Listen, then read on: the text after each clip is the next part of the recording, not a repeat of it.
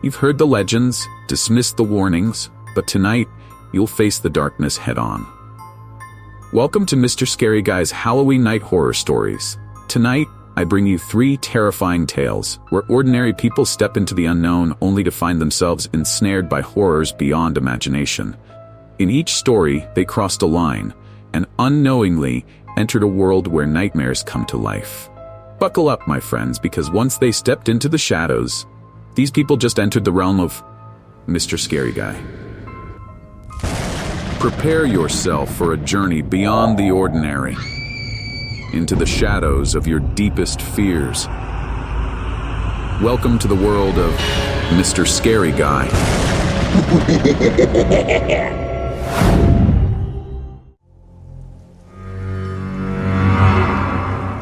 Last Halloween, I got a call from a realtor who needed help with an unusual property. It was Rosenwood Manor, a decrepit old house that had a dark reputation in our town. Anyone who had grown up around here had heard the stories about the manor, how people who entered often left in pieces, both mentally and physically. But I'd never put much stock in ghost stories. And as a professional real estate consultant, I had seen my share of creepy old buildings. It was just another job, or so I thought. The moment I agreed to meet the client, I felt a subtle creeping unease, but I brushed it aside. The house had been on the market for years, and the owners were desperate to sell. Still, something felt off as I prepared to visit Rosenwood Manor. The realtor had warned me that the house was in a remote area, deep in the woods, far from any neighbors or main roads, but that didn't bother me. Isolation was part of its appeal to some buyers. But there was a nervousness in his voice, something he didn't say outright, but I could feel in his hesitation before hanging up. The drive out there took me down winding, narrow roads that became progressively darker as the trees closed in. The late afternoon sky was overcast, casting the woods in a gloomy, muted light. By the time I arrived, it was early evening, and the shadows were long, stretching across the decaying grounds of the mansion like skeletal fingers. The first thing I noticed was the sheer size of the place. Rosenwood Manor loomed over the landscape, its once grand facade now weathered and crumbling. Ivy crawled up the stone walls, and several windows were either broken or boarded up. The air felt heavy, as though the house itself was aware of my presence and didn't want me there. I parked my car and walked to the entrance, the gravel crunching beneath my feet unnervingly loud in the silence. The front door was enormous, made of dark wood with heavy brass handles, and it creaked open as soon as I touched it. A cold draft swept out, carrying with it the scent of mold and rot. "Hello?" I called, my voice sounding absurdly small in the vast, empty space of the front hall. No answer. The interior of the manor was even more oppressive than the exterior. High ceilings and grand, sweeping staircases couldn't disguise the decay that had set in over decades. The wallpaper was peeling, the floors creaked ominously with every step, and cobwebs draped like curtains in every corner. I took a deep breath, trying to shake off the sense of unease that had been growing since I arrived. I was here for a professional evaluation, so I did what I came to do. I began a thorough walkthrough of the house. As I made my way through the rooms, each one seemed to carry its own heavy atmosphere, as though the house was trying to communicate something dark and sinister. I passed through what looked like an old dining room, where a massive, dust-covered table sat beneath a tarnished chandelier. Plates were still on the table, as though someone had left in the middle of dinner and never returned. In the next room, I found something even stranger. A collection of old photographs on the walls depicting what seemed to be the former inhabitants of Rosenwood Manor. One particular portrait caught my attention. A family of 5, all dressed in late 19th century clothing. The parents stood stiffly, their faces somber, but the children, there was something wrong with their eyes. Their gazes seemed to follow me, no matter where I stood. It was as if they were watching me, waiting for something. My heart was beginning to race, but I tried to laugh it off. "It's just a trick of the light," I muttered under my breath. But as I turned to leave, I could have sworn I saw one of the children in the portrait smile, a slow, malicious grin. I quickened my pace, moving deeper into the house, determined to finish my walkthrough as quickly as possible. Every room felt colder than the last, the temperature seeming to drop unnaturally the farther I went. At one point, I found myself in a narrow hallway lined with closed doors. The air was still, and the only sound was my breathing, loud and shallow. Then, from behind one of the doors, I heard it, a soft, rhythmic tapping. I froze. My flashlight beam wavered as I strained to listen. The tapping continued, steady and deliberate, as though someone or something was on the other side of the door, waiting for me to come closer. My mind raced with explanations. Maybe it was an animal trapped inside, or just the wind rattling a loose window. But I couldn't shake the feeling that I was not alone in this house. Against my better judgment, I approached the door. My hand hovered over the doorknob for what felt like an eternity. Slowly, I turned the knob and pushed the door open. Nothing. The room was empty, but the tapping continued. It was coming from the wall. I stepped closer, and suddenly the tapping stopped. The silence that followed was suffocating. I backed out of the room and shut the door behind me, trying to control the panic rising in my chest. It was then that I heard it. Footsteps, slow and deliberate, echoing through the halls. They weren't mine, and there was no one else supposed to be here. My heart pounded in my ears as I spun around, shining my flashlight in every direction. But the long hallway was empty. Still, the footsteps grew louder, coming closer. I bolted, racing down the corridor, my footsteps now thundering in a blind panic. I could feel something behind me, chasing me, closing in. My breath came in ragged gasps as I stumbled into the front hall, desperate to get out. But when I reached the front door, it wouldn't budge. I pulled at it with all my strength, but it was as if the door had been welded shut. The footsteps stopped. I turned around slowly, and there, at the top of the grand staircase, stood a figure. A tall, shadowy silhouette, completely still. Its eyes glowed faintly in the darkness, watching me. I fumbled for my phone, trying to call for help, but there was no signal. The figure began to descend the stairs, moving in slow, deliberate steps. I backed away, my hands shaking, and darted down a side corridor, desperately searching for another way out. I found myself in what looked like a library, the walls lined with bookshelves that stretched up to the ceiling. There, in the center of the room, stood an old, ornate mirror. As I stepped closer, the surface of the mirror rippled, as if the glass was made of water. And then, in the reflection, I saw something move behind me. I turned around, but there was nothing there. When I looked back at the mirror, I saw myself, but not quite. My reflection wore a twisted, malevolent smile. It raised its hand, beckoning me closer. I bolted out of the library, my pulse racing. I didn't know where I was going. I just needed to escape. I ran through room after room, the house seeming to shift and change around me, twisting into a maze of endless corridors and dead ends. Finally, I found a back door that led outside. I burst through it, stumbling into the cold night air. The silence was deafening, and the forest around the manor seemed to swallow me whole as I ran.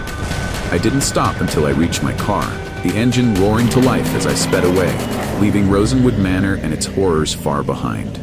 I never went back, and the house remains unsold to this day. Sometimes I wonder if the next person who steps inside will make it out, or if the house will claim them too. Whatever lurks within Rosenwood Manor is waiting, watching, ready to consume the next soul foolish enough to enter.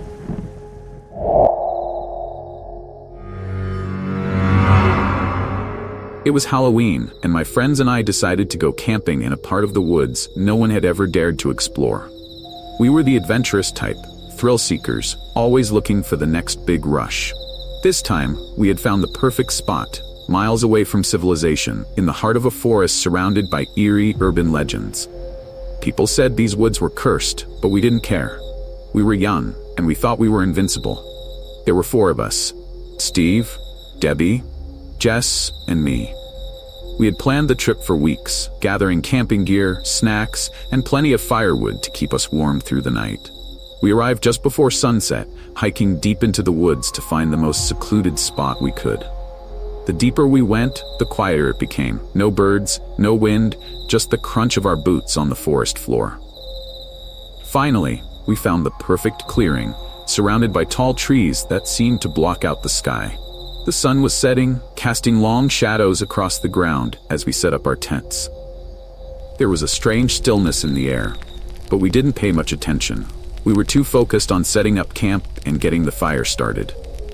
By the time night fell, we were sitting around the fire, laughing and telling ghost stories, the flames casting flickering shadows on our faces. We were having a great time, but as the night wore on, the mood began to change. It started with small things, odd noises coming from the trees, the sound of branches snapping in the distance. At first, we thought it was just animals, but the sounds grew louder, closer, and more deliberate. Did you guys hear that? Debbie asked, her voice shaking. Steve shrugged, trying to play it cool. Probably just a deer or something. We're in the middle of the woods. Relax. But we couldn't shake the feeling that we were being watched. The firelight didn't seem to reach the edges of the clearing, leaving the forest around us in complete darkness. Every time I glanced toward the trees, I felt like I saw something moving, just out of the corner of my eye. Then came the growl. It was low, guttural, and definitely not the sound of any animal we knew. The hairs on the back of my neck stood up, and a cold wave of fear washed over me. Jess grabbed my arm, her eyes wide with terror. Did you hear that? She whispered. We all heard it, but no one wanted to admit it. The growl came again, louder this time, and from behind us.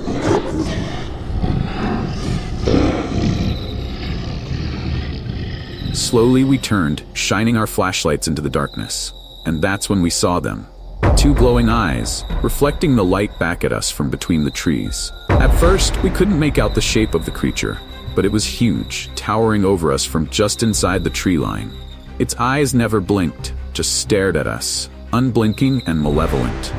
What the hell is that? Steve whispered, his voice barely audible.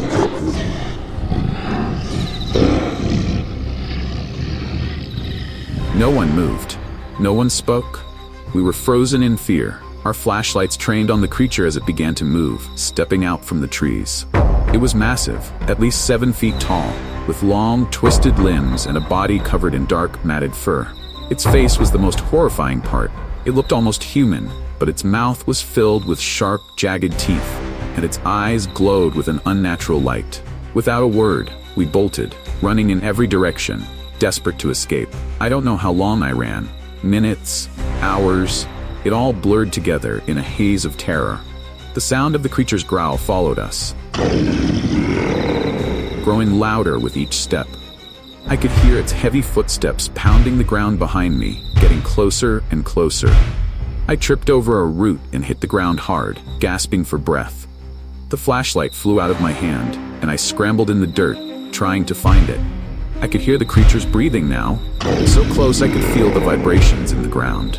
Just as I was sure it was about to pounce, Steve appeared out of nowhere, grabbing my arm and pulling me to my feet. Come on, we've got to move, he shouted, dragging me along as we raced deeper into the woods. Somehow we found an old cabin, half hidden by the trees and overgrown with vines. It looked like it had been abandoned for years, but we didn't care. We needed shelter. Somewhere, anywhere to hide from whatever was hunting us. We slammed the door shut behind us, barricading it with a rusty old dresser and some broken chairs. The cabin was dark and cold, but it felt safer than being outside. For a moment, we thought we were safe. Then we heard it, the scraping sound of claws against the wood. The creature was outside, circling the cabin, testing every weak spot, trying to find a way in. What do we do? Debbie whispered, her voice trembling. Steve shook his head. We wait. We have to wait it out. Hours passed. The creature never left. It circled the cabin, growling and snarling, its claws scraping against the door and walls. At one point, I thought I saw its face through one of the cracks in the boards covering the window, its glowing eyes staring right at me. Finally, as dawn began to break, the sound stopped. We waited for a long time, too terrified to move, until we were sure the creature was gone. Slowly, we opened the door and stepped outside. The woods were quiet again. The the morning light filtering through the trees as if nothing had happened. But we knew better. Whatever had stalked us that night was still out there, lurking in the shadows, waiting for its next victims. We didn't speak much on the hike back. No one wanted to talk about what we'd seen. But as we reached the edge of the forest, I looked back just once. And in the distance, I saw them, those same glowing eyes watching us from the trees. We never went back to those woods, and I still wake up at night hearing that low, guttural growl and seeing those glowing eyes in the dark. Whatever was out there, it wasn't done with us. And someday, it will come back.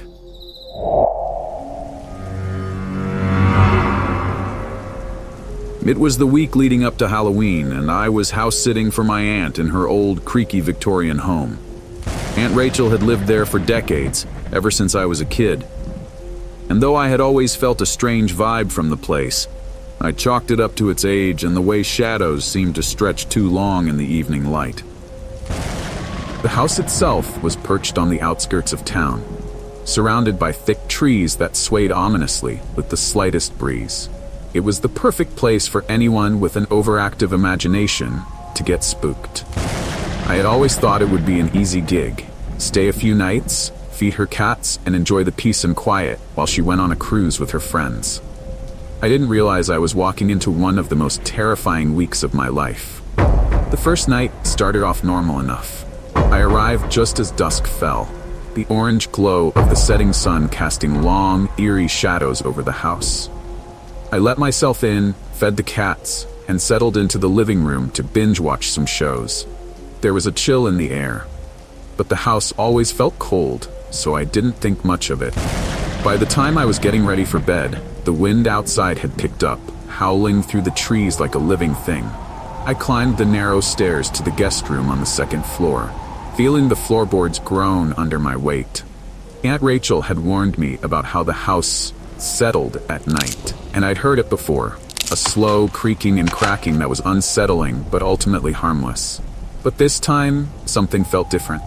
The house didn't just feel like it was settling, it felt like it was alive.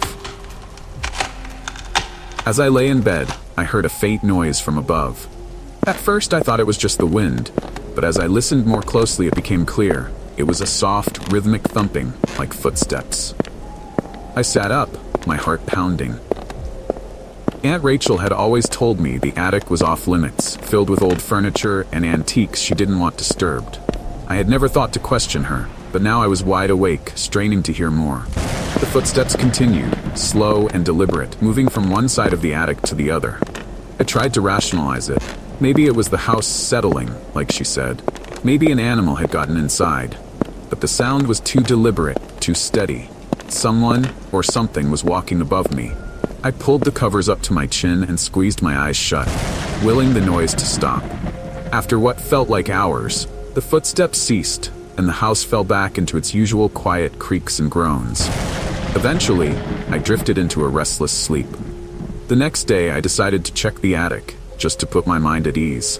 I found the key in Aunt Rachel's kitchen drawer and climbed the steep, narrow staircase leading to the attic door. The wood felt colder the higher I went, and by the time I reached the top, I was shivering. The door itself was heavy, made of dark wood with an old brass handle.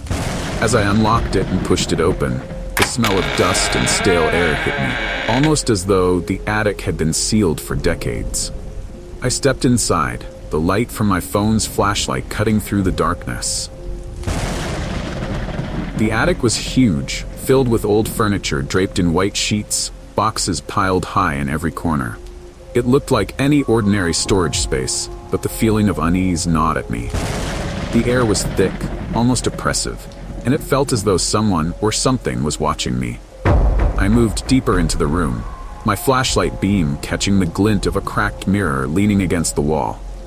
That's when I saw it.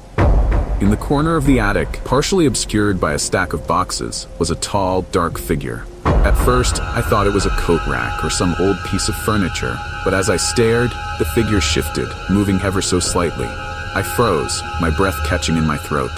"Who's there?" I called out, my voice trembling.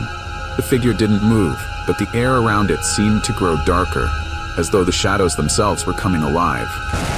I backed away slowly, my heart racing, and shut the door with a loud thud. I locked it behind me and rushed back downstairs, feeling like a fool for even going up there in the first place. Maybe I was just tired. Maybe my mind was playing tricks on me. But the footsteps returned that night, louder and more insistent than before. This time, they weren't just above me, they were everywhere, upstairs, downstairs, in the walls. It felt as though the entire house had come alive, filled with unseen entities pacing and whispering. The next few days were a blur. I barely slept, my nerves frayed as the noises intensified. I tried to avoid thinking about the attic, but the sense of dread grew with each passing hour. By the fourth night, I couldn't take it anymore. At midnight, the footsteps came again, but this time they were followed by a low, rumbling whisper. It was faint at first, barely audible, but it grew louder, filling the entire house with a sound that sent chills down my spine. Get out. I sat up in bed, my heart hammering. The whisper was clear now, repeating the same message over and over. Get out. I jumped out of bed and grabbed my phone, my hands shaking. I dialed Aunt Rachel, desperate to hear her voice, to get some reassurance that this was all in my head. When she answered, her voice was groggy, but calm. What's going on? Is everything okay? Aunt Rachel, I stammered. Something's wrong with the house. The attic, there's something up there. I heard footsteps, voices. I don't know what's going on, but it's scaring the hell out of me. There was a long pause on the other end of the line. Rachel? I pressed. She sighed, and when she spoke again, her voice was low and filled with regret. I was hoping you wouldn't notice. I didn't want to scare you. What are you talking about? I demanded. There's something in the attic. She said slowly. Something that's been there for as long as I've lived in that house. It's an old presence. I've tried to ignore it, and for the most part, it leaves me alone. But sometimes, it stirs, especially around this time of year. My blood ran cold. What do you mean? It doesn't like visitors. It never has. I'm sorry I didn't warn you. Are you saying the house is haunted? Call it what you will, She said. but whatever's in that attic, it's old, and it's angry. I hung up the phone, my mind racing. The footsteps were louder now, closer. The whispering had turned into a low, guttural growl, reverberating through the walls. I grabbed my things and bolted for the door, not caring that it was the middle of the night. I didn't stop running until I reached my car, the house looming ominously behind me.